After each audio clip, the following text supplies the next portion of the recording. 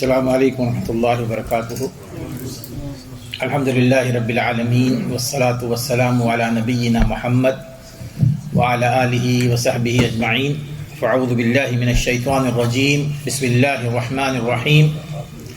الف لام میم، اللہ لا الہ الا هو الحی القیوم، نزل علیک الکتاب بالحق مصدقا لما بین یدیہ وأنزل التوراة والإنجيل من قبل هدى للناس وأنزل الفرقان إن الذين كفروا بآيات الله لهم عذاب شديد والله عزيز ذو انتقام إن الله لا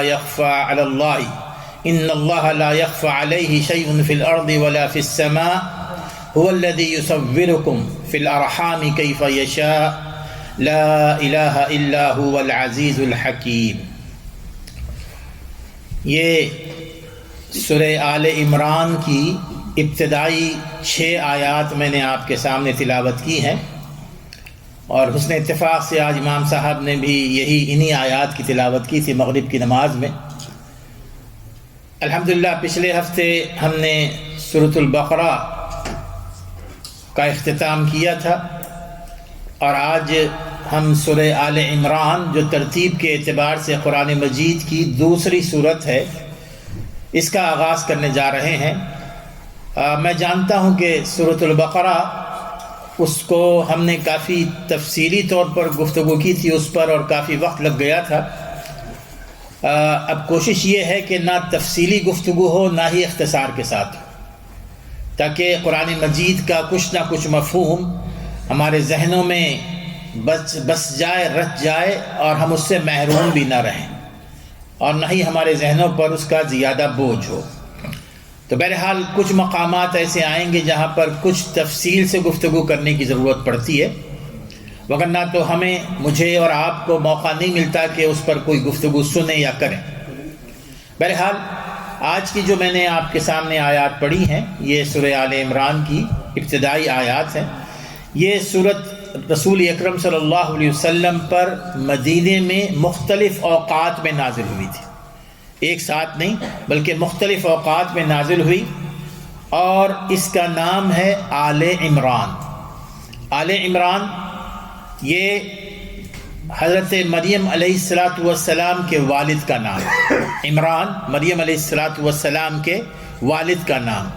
اس طرح عیسیٰ علیہ السلام کے یہ نانا بنتے ہیں، عمران کی فیملی۔ اس سورت کو نازل کرنے کا ایک اہم مقصد، اور اس کی ابتدائی پہلی اور 80 آیات، اس میں اللہ تبارک و تعالیٰ نے آس پاس کے اور نجران، مدینے کے اطراف نجران کے جو قبائل آباد تھے، ان میں اکثریت عیسائیوں کی تھی، ان کو خطاب فرمایا، اور ان کو خطاب فرما کر ان کے اندر پائے جانے والے غلط عقائد پر گفتگو کی گئی ہے، اور اس کی تردید بھی کی گئی ہے۔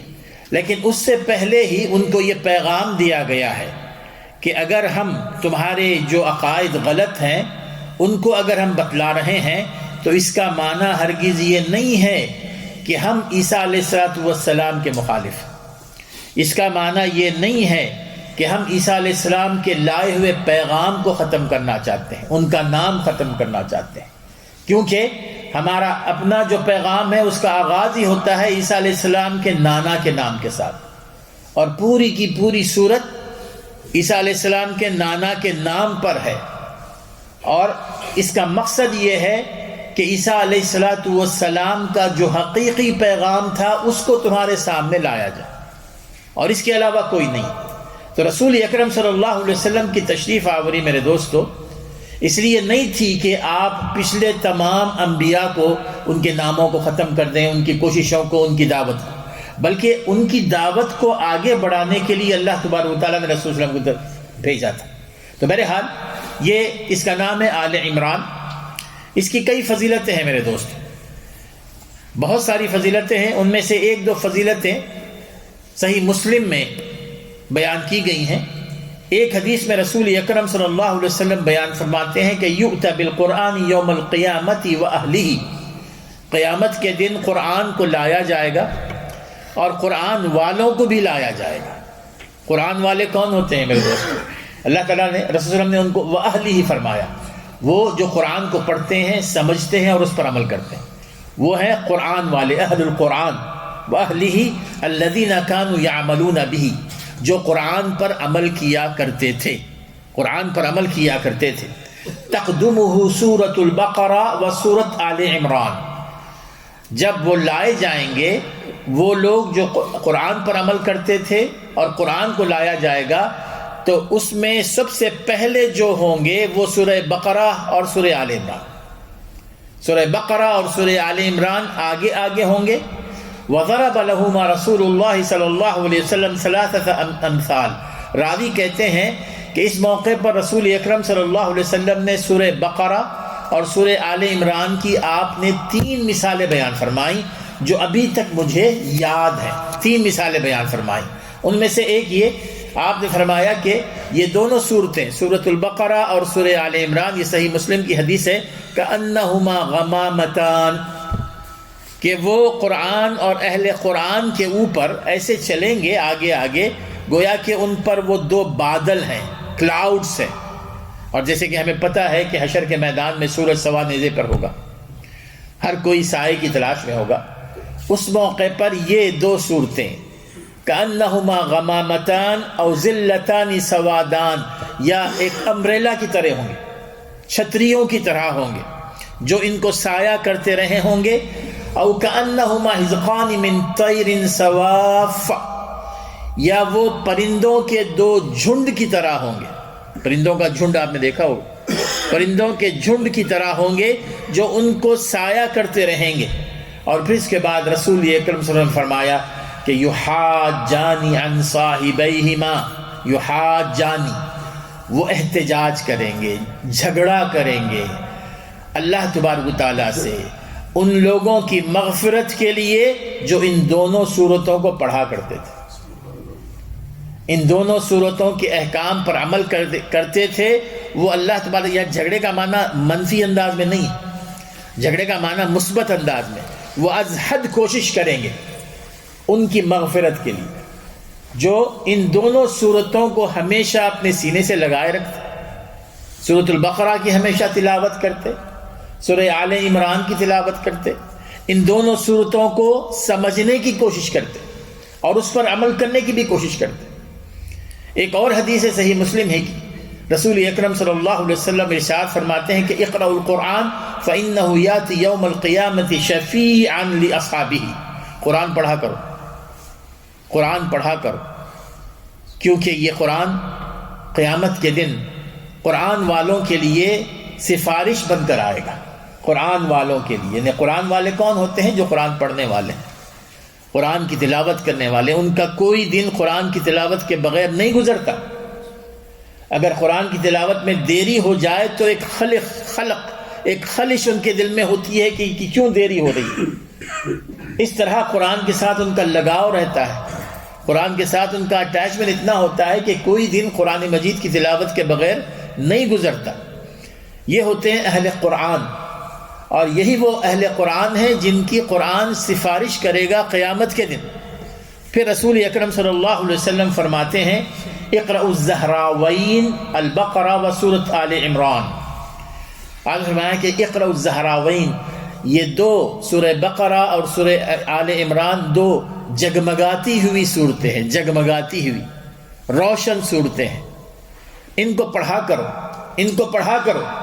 اور پھر آپ نے سورہ بقرہ کے بارے میں فرمایا، یہ پہلے میں نے یہ حدیث بیان کر دی تھی کہ اقرأوا سورۃ البقرہ، سورۃ البقرہ فإن أخذها برکہ وترکها حسرہ ولا يستطيعها البطل۔ آپ نے فرمایا کہ سورہ بقرہ پڑھا کرو، سورہ بقرہ کی تلاوت کیا کرو، کیونکہ اس کا اگر تم اس کو لے لو، سورہ بقرہ کو، اخذها، اگر تم اس کو تھام لو، اپنے ساتھ رکھو گے، برکت ہی برکت ہوگی، برکت ہی برکت ہوگی زندگی میں برکتوں کے لیے سورہ بقرہ میرے دوستو سب سے بہترین صورت ہے۔ وَتَرْكُهَا حَسَرَةٌ، اور جو سورہ بقرہ کو چھوڑ دیتا ہے قیامت کے دن پچھتائے گا، حسرت، نیاز، اس کے پاس ہوگی، وہ قیامت کے دن پچھتائے گا، ولا یستطیعها البطلہ، اور اس کے اوپر البطلہ غالب نہیں آئیں گے. مطلب البطلہ کا معنی ہے جادوگر.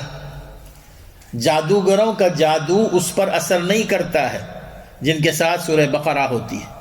تو بہرحال یہ وہ ان کی فضیلت ہے ان دونوں صورتوں کی، خاص طور پہ سورہ آل عمران کی.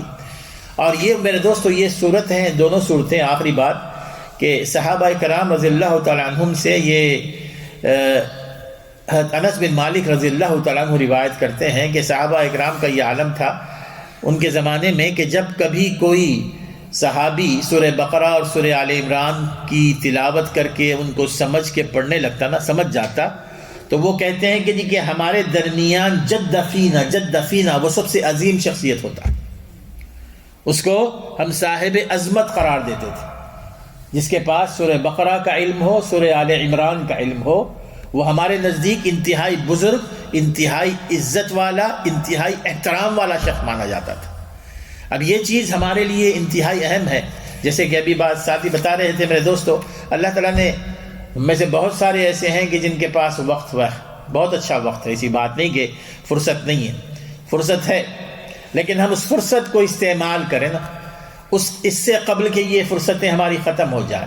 یہ کوشش ہونی چاہیے، ایک ارادہ پکا کر لیں کہ ہر دن میں نے سورہ بقرہ اور سورہ آل عمران پڑھنی ہے، ان کو سمجھ کر پڑھنا ہے اور ان کے احکام پر اپنے آپ کو پورا اتارنا بھی ہے، اب یہی چیزیں ہمارے لیے آخرت میں بھی اور یہ دنیا میں بھی ہمارے لیے بہت اہم ترین ہے. بہرحال آج کی جو سورت کا آغاز ہوتا ہے میرے دوستو، اللہ تعالیٰ فرماتے ہیں، میں آج آیت نمبر 1 سے آیت نمبر 6 تک 1 to 6 میں اس پر گفتگو کروں گا. الف لام میم اللہ لا الہ الا هو الحی القیوم. الف لام میم کے بارے میں تو آپ تو جانتے ہیں، یہ حروف مقطعات میں سے ہیں. حروف مقطعات ان کو یعنی کاٹ کے پڑھنا، ہر حرف کو علیحدہ پڑھنا پڑتا ہے، یہ نہیں کہ علم پڑھیں اس کو. الف لام میم اور الف لام میم صاد، اسی طرح حا میم، جتنے بھی آتے ہیں چند صورتوں سے پہلے ان کا ذکر آتا ہے. مختلف علماء نے اس کے مختلف مطلب بتائے ہیں، لیکن سب سے اہم ترین چیز یہ ہے کہ واللہ عالم، سب سے اہم ترین یہ ہے کہ اللہ تعالیٰ جانتا ہے اس کے معنی اور مطلب کیا. ہمارا کام یہ ہے کہ ہم اس کو پڑھیں، ویسے ہی پڑھیں. اگر اس کی کوئی اہمیت ہوتی تو صحابہ کرام رضی اللہ تعالیٰ عنہم ضرور رسول صلی اللہ علیہ وسلم سے دریافت کرتے اور رسول اکرم صلی اللہ علیہ وسلم ضرور بتلاتے. نہ ہی رسول اکرم صلی اللہ علیہ وسلم نے ارشاد فرمایا اس حوالے سے، نہ ہی صحابہ نے پوچھا.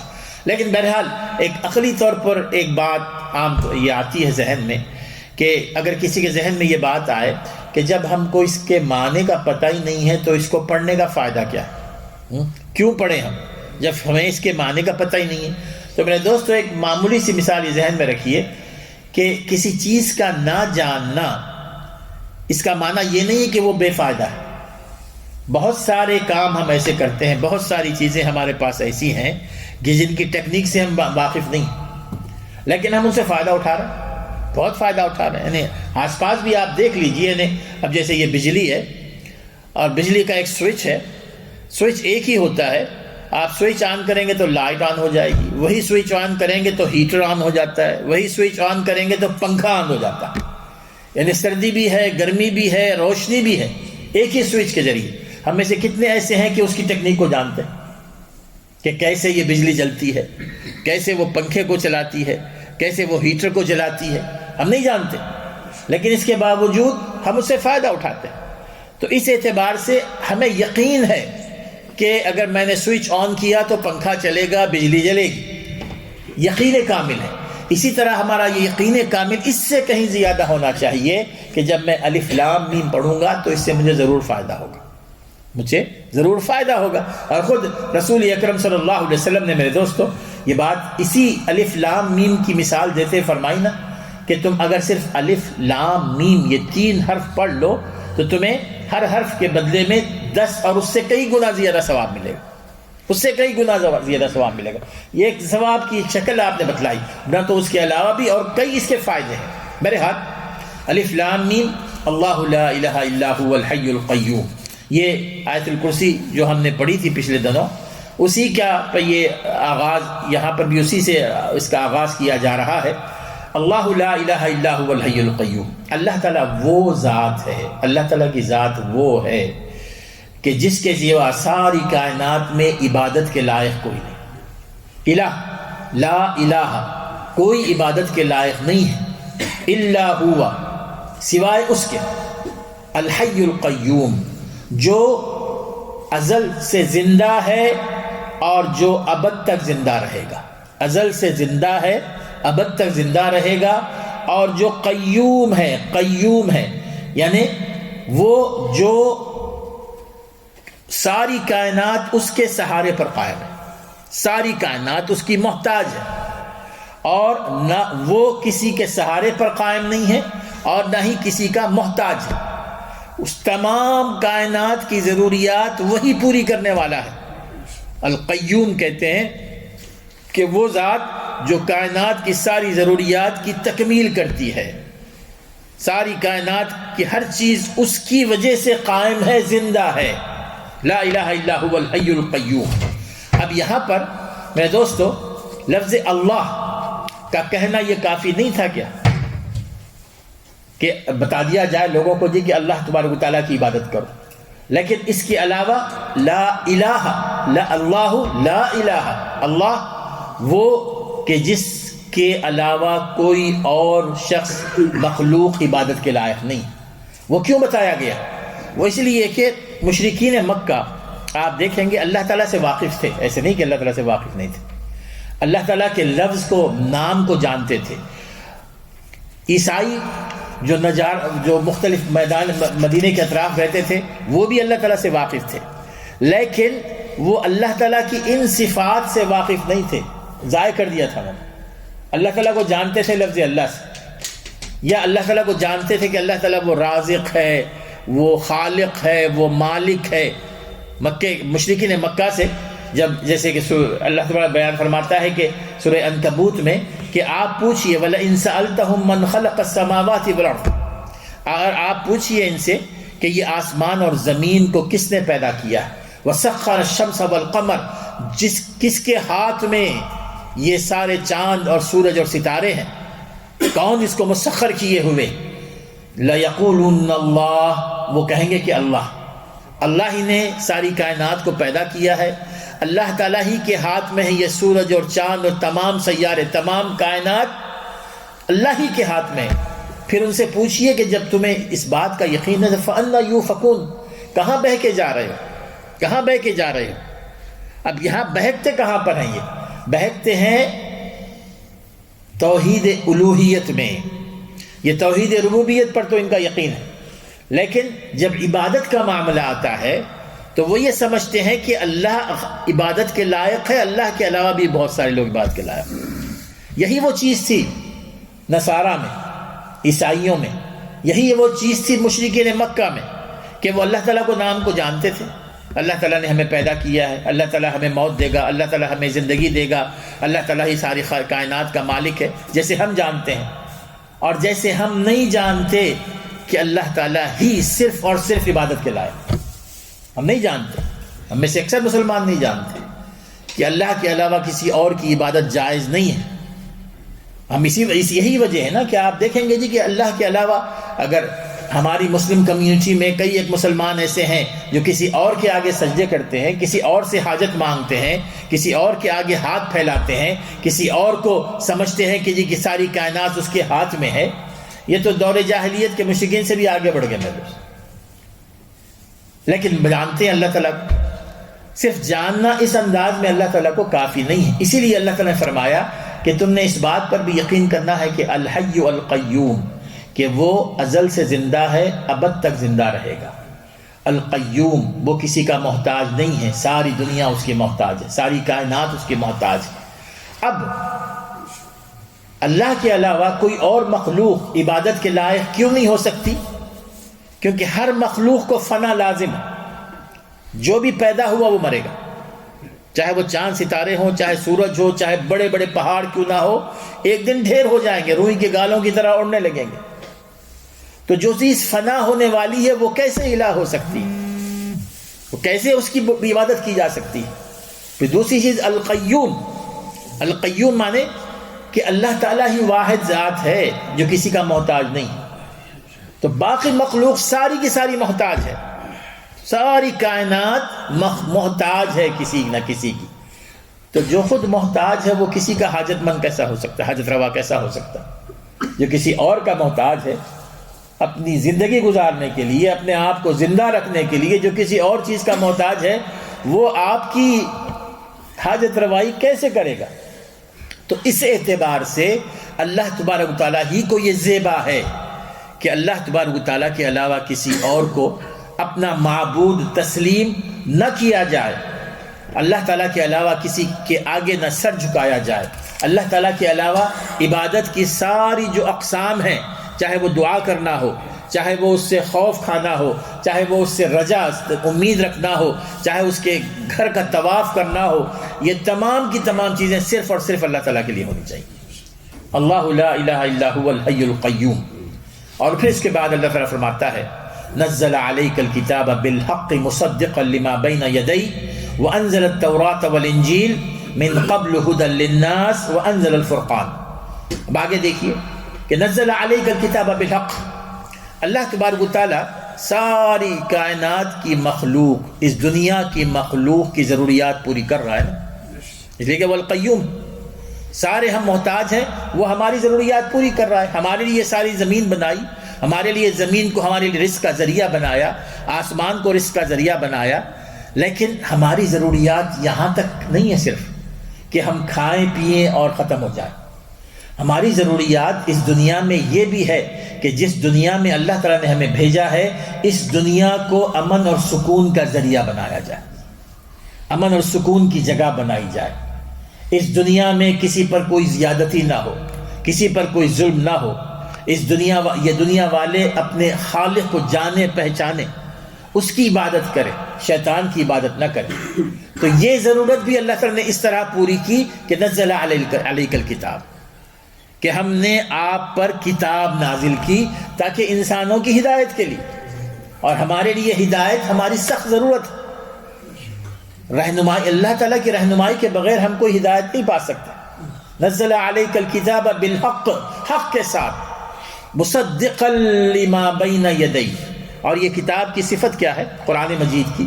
وہ یہ کہ یہ کتاب اٹسیلف ایک نئی کتاب نہیں ہے، بلکہ اس کا تعلق اس سے پہلے آنے والی، چاہے وہ تورات ہو، انجیل ہو، صحف ابراہیم ہو، اور دیگر تمام جو کتب اللہ نے نازل فرمائی ہیں، ان کے ساتھ گہرا تعلق ہے. گہرا تعلق کس طرح ہے؟ گہرا تعلق اس طرح ہے کہ اللہ تعالیٰ نے پچھلی کتابوں میں اپنا جو پیغام اللہ تعالیٰ دیتا رہا ہے، اس پیغام کی تصدیق کرتی ہے. یہ کتاب تصدیق کرتی ہے. اس میں ایک دو چیزیں میں ذہن میں ہیں جو میں آپ کو بتا رہا ہوں کہ جو لفظ یہاں پر اللہ تعالیٰ نے فرمایا نزلہ، اگر عربی سے آپ کا تھوڑا سا بھی ٹچ ہے تو آپ سمجھ جائیں گے. نزلہ ینزل تنزیلا کہتے ہیں. نزلہ اتارا. نزلہ کے معنی جو میننگ ہے نا عربی زبان میں، اس کا معنی یہ ہے کہ کسی چیز کو گریجولی اتارنا، فوری طور پر نہیں. تنزیل کسی کے وزن پر کہتے ہیں تعلیم کا معنی ہے آہستہ آہستہ اس کو علم سکھانا. اسی طرح تذکیر، آہستہ آہستہ ریمائنڈ کروانا.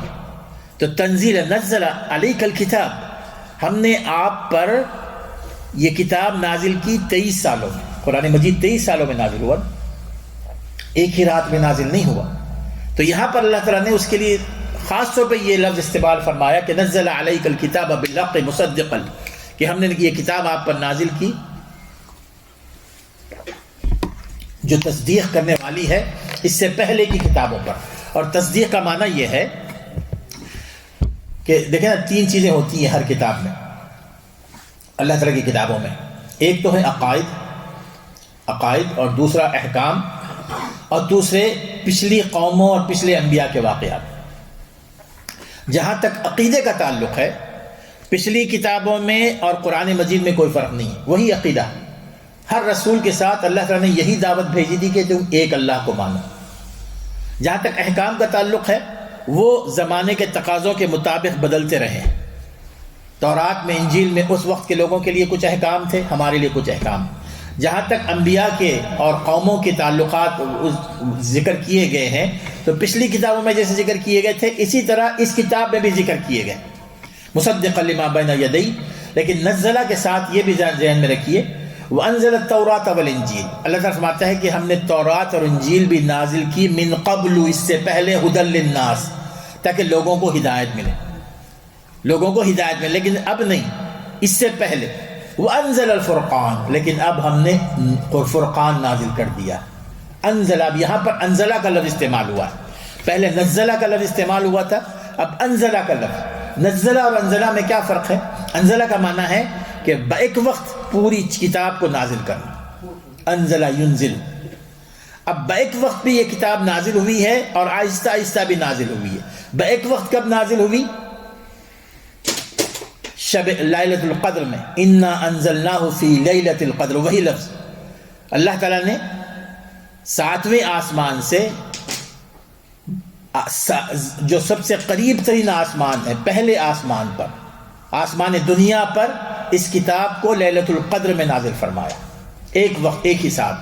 پھر وہاں سے وہ کتاب ضرورت کے مطابق جبریل علیہ السلام لے آتے رہے رسول اللہ علیہ وسلم کے پاس، اور یہ ہے نزلہ، آہستہ آہستہ، رفتہ رفتہ یہ کتاب رسول اللہ علیہ وسلم پر نازل ہوتی رہی۔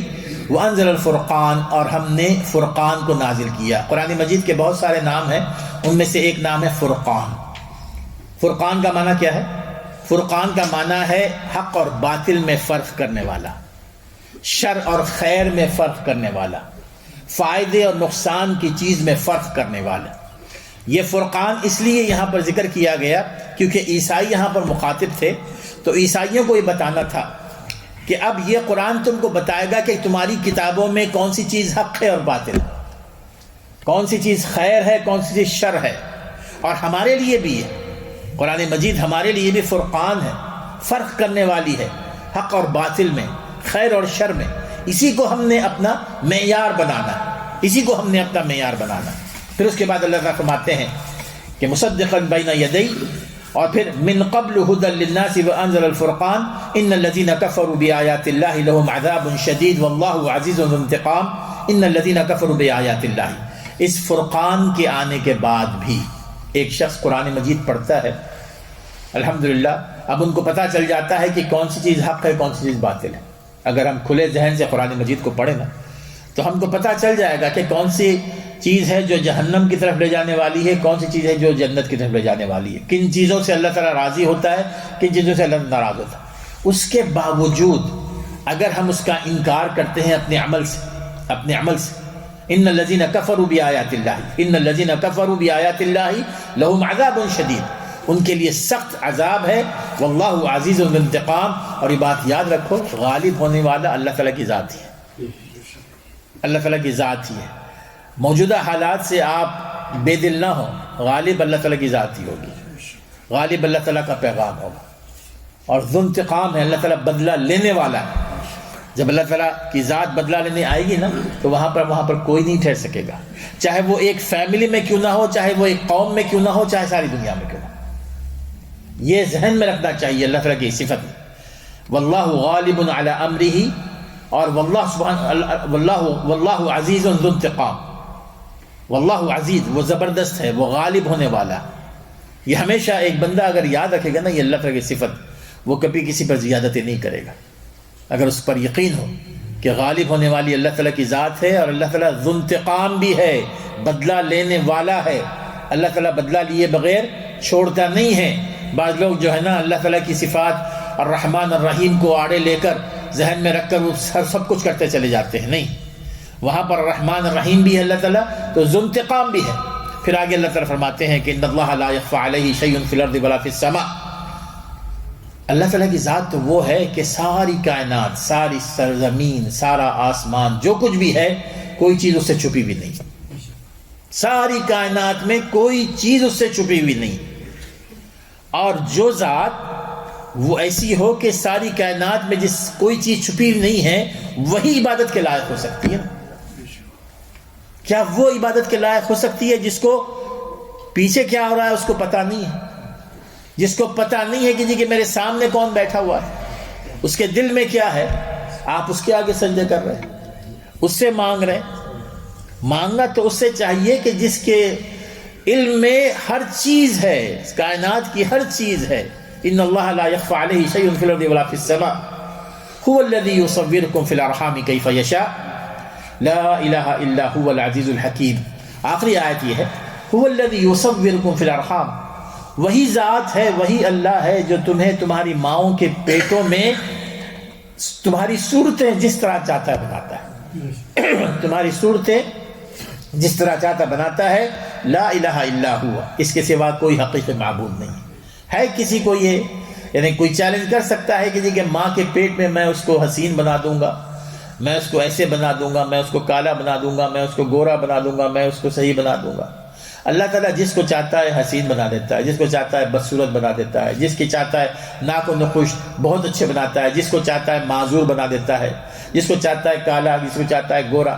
یہ اللہ تعالیٰ کے ہاتھ میں. جب حتیٰ کہ ماں کے پیٹ کے اندر تصرف کرنے والی اللہ تعالیٰ کی ذات ہے، تو پھر اس سے کہیں زیادہ کوئی اور معبود کوئی ہو سکتا ہے؟ یعنی یہ وحدانیت پر سب سے اہم ترین دلیل ہے میرے دوست. اس کی کوئی تردید نہیں کر سکتا، کوئی بڑی سے بڑی سائنس تردید نہیں کر سکتی کہ اللہ تعالیٰ کی کہ اس تصرف میں کوئی شامل ہو جائے. لا الہ الا ہوا العزیز الحکیم، وہ غالب ہے، وہ غالب ہے اور حکمت والا ہے، اور حکمت والا ہے. حکمت کس کو کہتے ہیں؟ حکمت کا معنی یہ ہے کہ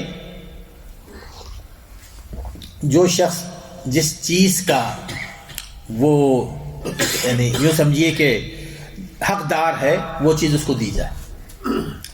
جب دینی ہو اسی وقت دی جائے، جتنی دینی ہو اتنی ہی دی جائے. اب یہاں پر اللہ تعالیٰ فرماتا ہے کہ جی کہ ہم ہر شخص کی کہ نقوش و نگار، ہر شخص کی صورت، ہر چیز اس کے ماں کے پیٹ میں ہی کر دیتے ہیں. تو آپ نے دیکھا ہوگا کہ کوئی کالا پیدا ہوتا ہے، کوئی گورا پیدا ہوتا ہے، کوئی لولا پیدا ہوتا ہے، کوئی لنگڑا پیدا ہوتا ہے. اب ایسے موقع کوئی صحت مند ہوتا ہے، کوئی بیمار ہوتا ہے. میرے دوستو، اس آیت کی اس چیز پر ہمیں ایمان رکھنا چاہیے. حکمت جانتا صرف اللہ تعالیٰ ہے. اس کے پیچھے حکمت کیا ہے کوئی نہیں جانتا. بظاہر ہمیں اچھا نہیں لگتا کہ کسی کے ہاں کوئی بچہ معذور پیدا ہو جائے، کسی کے ہاں کوئی بچہ اندھا پیدا ہو جائے، لولا پیدا ہو جائے، لیکن وہ حکیم ہے، وہ جانتا ہے کس کو کیا دینا ہے، اس کو اچھی طرح معلوم ہے. تو اس لیے اگر کسی کے ہاں کوئی اولاد ایسی ہوتی ہے تو ہمارا یہ کام ہے کہ اس پر راضی برضا رہیں، شکوہ نہ کریں. اللہ تعالیٰ ناراض ایسے لوگوں سے ناراض ہوتا ہے. اگر آپ راضی برضا رہیں گے اللہ تعالیٰ اس سے کہیں زیادہ آپ کو دے گا. بعض اوقات آپ نے دیکھا ہوگا کہ معذور سے معذور بچے بھی ہوتے ہیں لیکن دنیا میں بہت زیادہ لائق و فائق ہو جاتے ہیں نا. یعنی وہ ہم سمجھتے ہیں کہ جی یہ بچہ کیا کرے گا ہمارے لیے. بڑے بڑے سائنسداں گزرے ہیں، بڑے بڑے لوگ گزرے ہیں، بڑے بڑے کاروباری لوگ گزرے ہیں، بظاہر معذور ہیں، ساری دنیا چلاتے ہیں. تو یہ کہنا کہ جی کہ معذور بچہ کچھ نہیں کر سکتا، یہ اللہ تعالیٰ ہی کی حکمت اللہ تعالیٰ جانتا ہے. بہرحال میں دوستو، شروع کی جو 6 آیات ہیں اس میں اللہ تعالیٰ کی وحدانیت کا اثبات ہے. اور اللہ تعالیٰ کی وحدانیت صرف اللہ تعالیٰ کو مالک اور رازق ماننے میں نہیں ہے. اہم ترین چیز کہ اللہ تعالیٰ کو معبود ماننا، اس کے علاوہ کوئی اور معبود نہیں. اور اس کے دلائل یہاں پر اللہ تعالیٰ نے بیان فرمائے کہ کس طرح ہم نے اللہ تعالیٰ کو اپنا معبود ماننا. اس کے بعد آگے اور اسی حوالے سے کچھ اور باتیں آئیں گی، انشاءاللہ تعالیٰ اس پر گفتگو ہوگی. اللہ تعالیٰ ہمیں عمل کرنے کی توفیق عطا فرمائے.